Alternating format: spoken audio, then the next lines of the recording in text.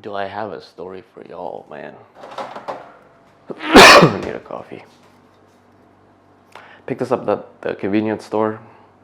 6 of these for 60K, which is like 10K each, goes like 60 cents, 50 cents.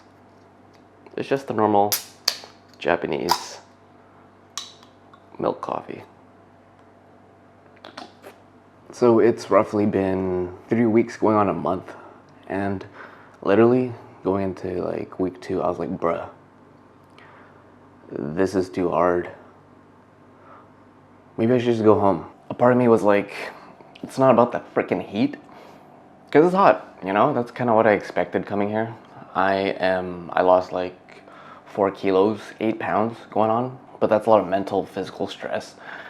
Going from living in a hotel, 2 suitcases, to living with my aunt, and now living here, and here, I'm only gonna stay here for a week and then live another place. But I talked about that in another video because I got kind of scammed. It's literally been one of the most challenging things. And when you think about, oh my God, I'm gonna sell everything and go to the world and like go to Vietnam and live the most luxurious life. Like I got a lot of hate comments that be like, just wait till, I got this one hate comment that was like, just wait. It's not a vacation, right? It's different. How are you gonna survive? I'm a person that meticulously plans and thinks and catastrophizes to the point where I think about the worst case scenario. I think about all the things that can happen, all the things that can go wrong.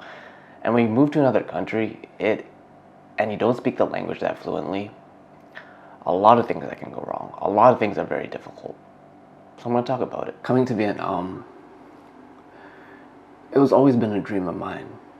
Something that I wanted to do that generally brought me curiosity, peace, discovering another part of me, you know?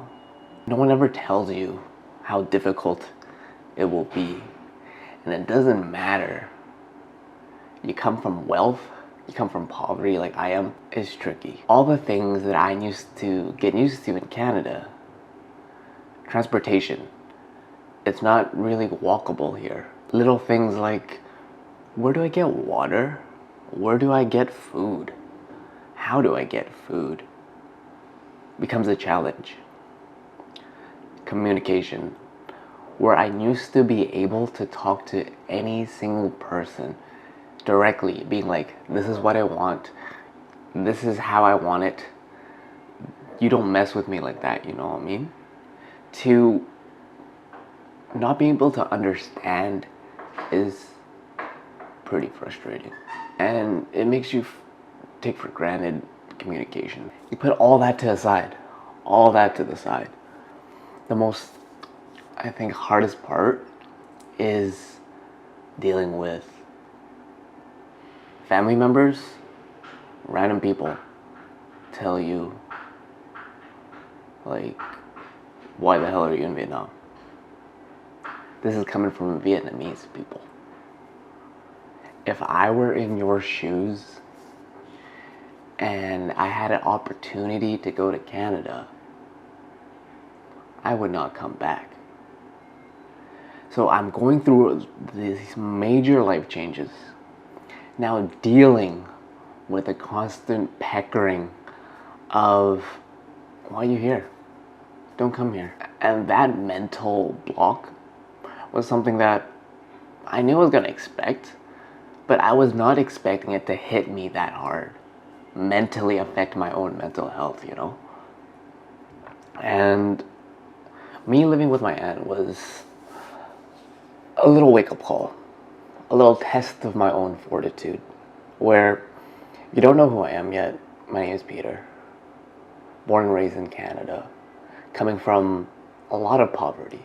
Like, I didn't grow up with a silver spoon, you know what I mean? Like, I came up with a wooden plastic chopstick, you feel me? And I had to work hard for everything I got. But then when I live with my aunt, it's always a little bit of a humbling experience, because my family here in Vietnam is not rich, you know? And living with her is always like, is this what real Vietnamese people go through? Like, the diversity of income and financial economy. It's like you can get people that are super poor. I know that I see vendors, I see beggars on the street, to like the most privileged and super rich that you can see in Vietnam. People driving Bentleys, people driving like Rolls Royce Maybachs, you know what I'm saying? And all this in the middle. So I got experience to live with my aunt for a week. And it always drove me insane the way that their mindset is. Whether that is coming from years of generational trauma and seeing things that I would never see as a person. So I can try to understand and relate with that perspective. But every day living with my aunt, she would tell me another story about so and so, this dangerous situation, this other dangerous situation. And every day, don't come here. Why are you here? Leave. It's like the movie of Jordan Peele, Get Out. You know what I'm saying? Get out! Living with her for a week, the toilet didn't have a flush, right? You literally have to like scoop it. I got bit because the place is, you know, not the cleanest. I got bit by mosquitoes every damn day, and you can see the background of like, man, that's some hood, you know? Getting to live through that is very humbling. And it's like, I don't come from a lineage of wealth, right? Growing up as a first generation Canadian Vietnamese I felt so much pressure to try to create something for myself, to try to get my family not even out of poverty, but like to jump a class and be like, I got this. So I became like a caretaker as like a kid. I'm like, I saw them. I saw how hard they struggled and suffered, and I was like, what can I do to take their time back? As a 9-year-old kid growing up with a plastic spoon, you feel. But the hardest part was that, right? To not be embraced, to not be like, you got this, and be supportive. It comes from always the point of like Asian parents always love you and they care, but they don't say it directly to your face. Instead, it's like the constant anxiety and chirping of always worrying and caring about you and gaslighting you. But in turn, that itself is very toxic. That itself, I know you mean well, but that's a toxic kind of love. And instead of supporting me and being like, hey, I worry about you, I hope you're doing good, it's constantly like, when you're coming back. Where, let's say, for example, if I was privileged, if I was a majority, if I was white, they would go to Vietnam, I would go to Vietnam, and they would embrace me. They'd be like, you go with it, you do this, right? Maybe. But for me, I haven't started yet, fam. And I'm already dealing with this mental warfare like I have for most of my life. And it's a challenge, right? Yes, going abroad, it's tough, right? Currency exchange, I use my privilege in that. But not knowing how things work, moving and running about,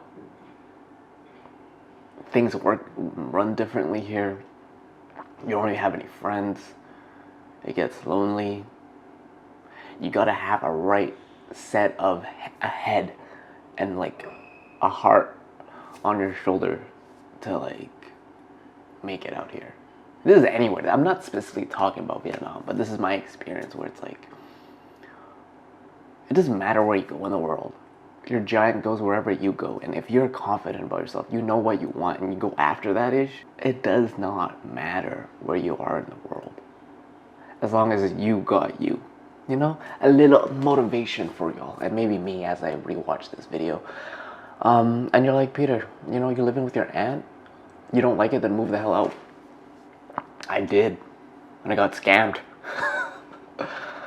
But I'll talk about that in the next video.